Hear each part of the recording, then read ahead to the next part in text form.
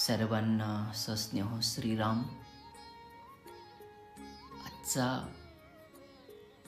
Video हा खूप महत्त्वाचा आहे. व्हिडिओ ऐवजी आम्ही डोंगरात निवास करतो, डोंगरात राहतो, त्यामुळे नेटचा प्रॉब्लेम असतो. व्हिडिओ मुलांना इकडून तिकडे सेंड करणे, एडिटिंग करणे त्याला प्रॉब्लेम होतो. म्हणून व्हिडिओ मोठा असेल तर कधी कधी आम्ही सोप्यात सोपं ऑडिओ क्लिप लोककल्याणार्थ बनवून देत असतो. आजही ही सुंदर ऑडिओ रेकॉर्डिंग होळीच्या महारात्री महापर्वावर काही विशेष सुख शांती लाभ मिळविण्यासाठी धन, मनोकामना, नोकरी, उन्नती, व्यापार, संकट किंवा व्यक्ती आजारी असेल, ठीक होत नसेल, विवाह, अशा अनेक अतिमहत्त्वाच्या लाभदायी गोष्टींवर आम्ही काही उपाय देत आहोत. अवश्य हे उपाय सर्वांनी करायचे आहेत आणि लाभ घ्यायचा आहे. महाशिवरात्री, होळीची रात्री, अमावास्येची रात्री, अशा 3-4 रात्री 365 दिवसामध्ये सर्वात श्रेष्ठ सर्वोत्तम असतात. या रात्री केलेले जप तप, जसं ग्रहण काळात केलेले जप तप 1000 पटीने, लाख पटीने पुण्य देतात. अशाच या 3-4 रात्री अत्यंत लाभदायी असतात. त्याचा लाभ आपण घेतला पाहिजे. जीवनामध्ये कुणाला सफलता हवी असेल तर त्यांनी 5 सुपारी आणि 1 श्रीफळ हे सद्भावनेने, श्रद्धा विश्वासाने होळीमध्ये टाकून प्रदक्षिणा मारून प्रणाम केला पाहिजे. होळी तेव्हा विशेष लाभ देते जेव्हा गाईच्या, देशी गाईच्या, गावरान गाईच्या गोऱ्यांपासून ती प्रज्वलित केलेली असावी. त्यामध्ये कुठलाही अपवित्र पदार्थ टाकू नये. व्यापार, उन्नती, नोकरीमध्ये पदोन्नती या गोष्टी हव्या असतील तर तुम्ही होळीमध्ये 5 किंवा 7 गोमती चक्र टाकू शकता. गोमती चक्र हे काही विशिष्ट आयुर्वेदिक दुकानांमध्ये उपलब्ध असतात.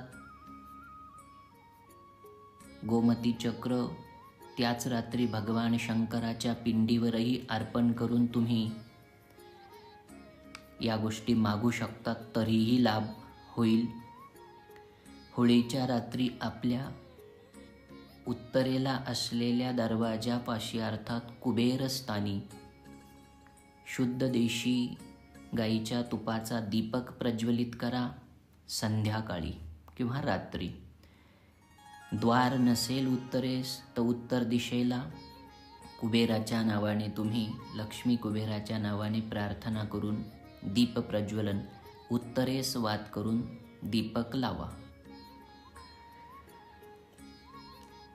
कुणी आजारी असेल, ठीक होत नसेल, सतत आजारपण येत असेल, अशा लोकांसाठी सुद्धा खूप छान उपाय आहेत. होळीच्या दिवसाची जो भस्म आहेत, जी विभूती बनेल दुसऱ्या दिवशी सकाळी, ती एका सफेद वस्त्रामध्ये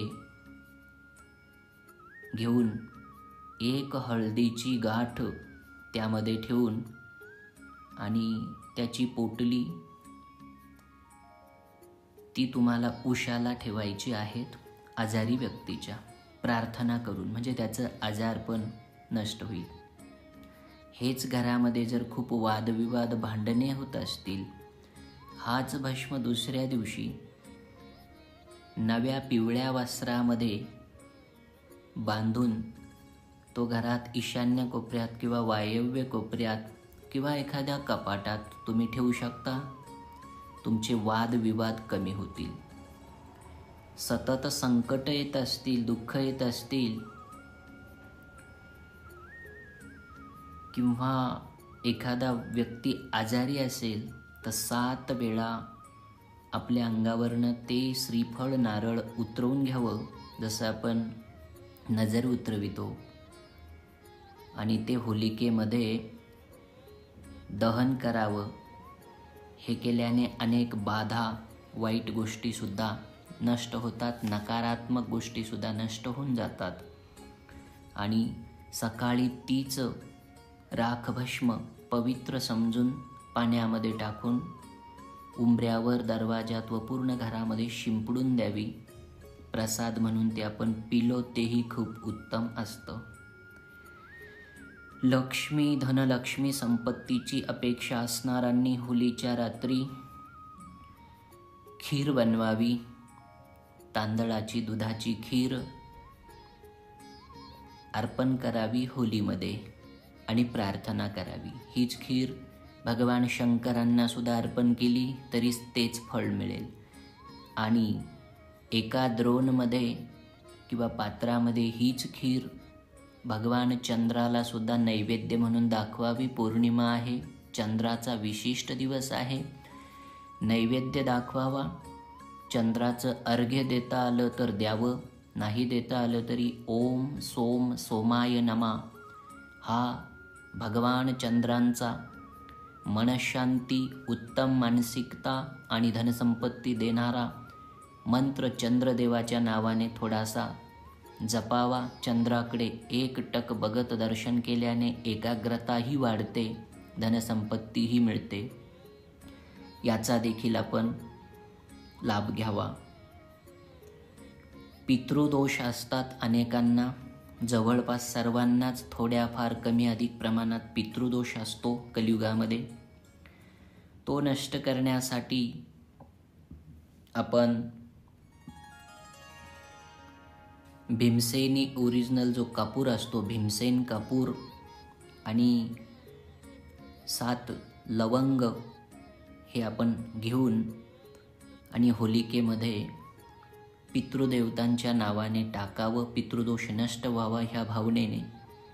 आणि ओम आर्यमायै नमा या मंत्राचा जप करावा किंवा पितृगायत्री असतो त्याचा जप आपण करायला हवा.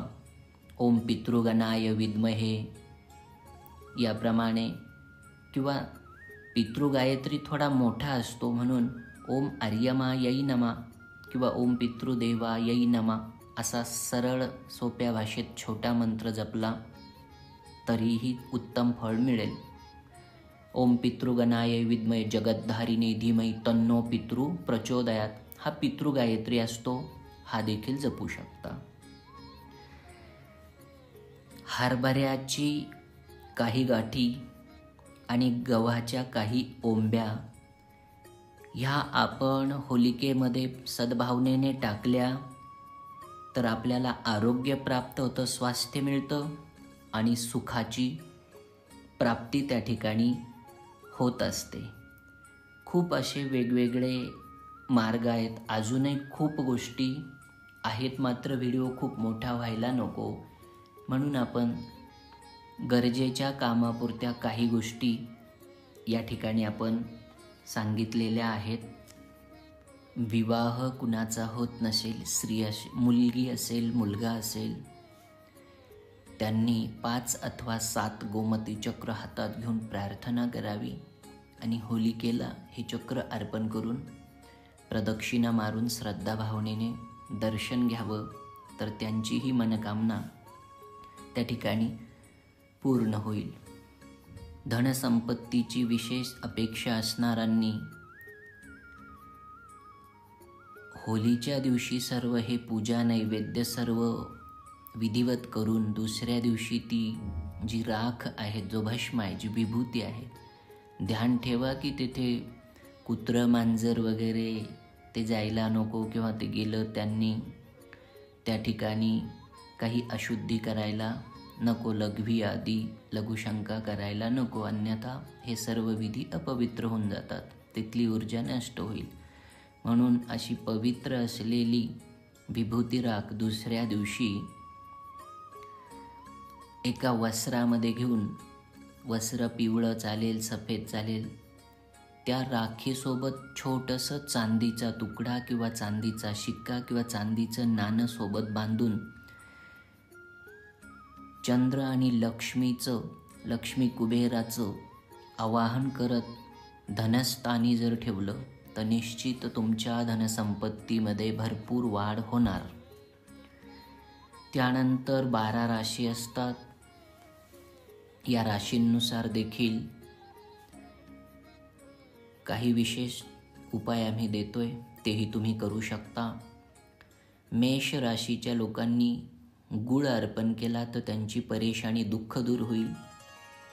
वृषभवाल्यांनी जाड मोठी असलेली खडी साखर मिश्री ही अर्पण केली तर सुख आणि समृद्धी वाढेल. मिथुनवाल्यांनी हरभऱ्याची डाळ अर्पण केली होळीमध्ये तर त्यांना सफलता प्राप्त होईल. कर्क राशीवाल्यांनी सफेद तीळ, बडीशोप ह्या गोष्टी अर्पण केल्यास सुख आणि शांती प्राप्त होते. सिंहवाल्यांनी, ज्याला आपण जव म्हणतो, ती जव अर्पण केली तर मानसिक त्रास, चिंता नष्ट होते. कन्यावाल्यांनी इलायची अर्पण केली तर संकट दूर होतात. तुलावाल्यांनी भीमसेनी शुद्ध कापूर अर्पण केला तर त्यांना शुभ फलांची प्राप्ती होते. वृश्चिकवाल्यांनी पिवळ्या रंगाची मोहरी अर्पण केली तर त्यांचा भाग्योदय होतो. धनुवाल्यांनी हरभऱ्याची डाळ अर्पण केली तर शुभ परिणाम वाढतात. मकरवाल्यांनी काळे तीळ अर्पण केले तर मानसिक चिंता नष्ट होते. मानसिक त्रास, डोकेदुखी आदी टेन्शन, तणाव नष्ट होतो. कुंभ राशीवाल्यांनी काळी मोहरी अर्पण केली तर सुख आणि शांती वाढते. आणि मीन राशीच्या लोकांनी पिवळी मोहरी अर्पण केली तर धन, ऐश्वर्य लाभ त्यांना होत असतो. येणेप्रमाणे सद्भावनेने सांगितलेले उपाय आपण करावेत. सामुदायिक होळी पेटवलेली जास्त श्रेष्ठ असते, पण आजच्या काळात कलियुगामध्ये विभक्त होत जाणं, वाटे पडत जाणं, ज्याच्या त्याच्या घरी प्रेत जाळणं, ज्याच्या त्याच्या घरी स्वतंत्र होळी पेटवणं, हे प्रकार वाढत चालले. एकत्र केलेलं खूप जास्त श्रेष्ठ असतं. एकत्र करणं शक्य नसेल, एकटेच असाल हरकत नाही, पण त्यामध्ये गावरान गाईची देशी गोरी जितकी जास्त असेल तेवढी मानसिक शांती, आरोग्य, सफलता, धनैश्वर्य आणि मनोकामना पूर्ती हे सगळ्या गोष्टी तुमच्या पूर्ण होणार. सांगितलेले उपाय करा. सर्वांना खूप खूप होळीच्या मनपूर्वक मंगलमय शुभेच्छा. जय गोमाता. श्रीराम.